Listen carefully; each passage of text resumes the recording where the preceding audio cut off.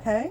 So they're building with the assumption that it's going to be needed at that degree. There's not enough planning that's been put.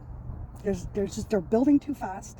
It's too big, and hasn't been enough thought put into it, or even like try to find an alternate way to cool down these systems.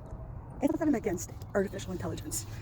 It's an excellent tool to have, in medicine, in science. It's a great tool to have where people needed in life and death situation, in urgent situation.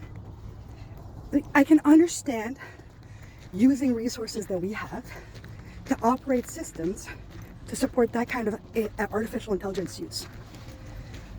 But you and I both know that that is not what AI is massively used for. AI is being massively used for war, surveillance, consumer tracking, so that they can cater ads to our needs. And let's not forget the big one, pornography. And let's narrow it down also to AI being used to create CP.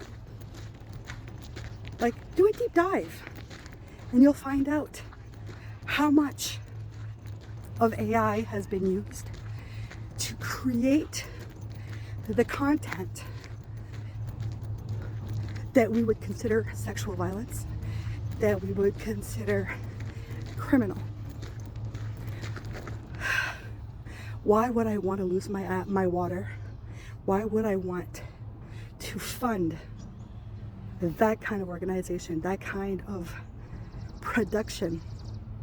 No, I do not want to fund. I don't want a data center near me that will allow somebody to do that.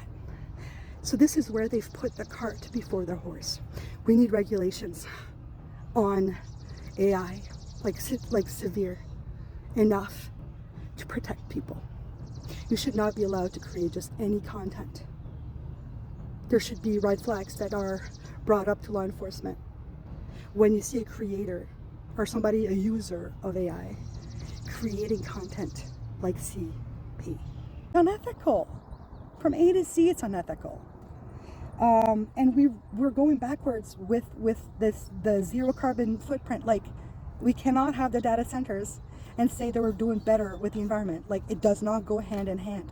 Why is Carney pushing for this? Like, I saw him speak on these data centers. Why is there such a huge push in Canada for this? Why are they pushing in places where there are droughts, known droughts? Like, and all because they want to concentrate the power firmly into economic giants. So the power will be transferred from governments to big tech, like the big companies. That's where we're headed if we allow these big data centers to be built. The centers need concrete, steel, backup diesel generators, and cooling equipment to function.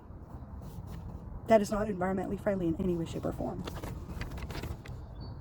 So my question is, how much infrastructure growth is sustainable? Who benefits? And who will pay the cost? I would love to find out your thoughts. Ciao.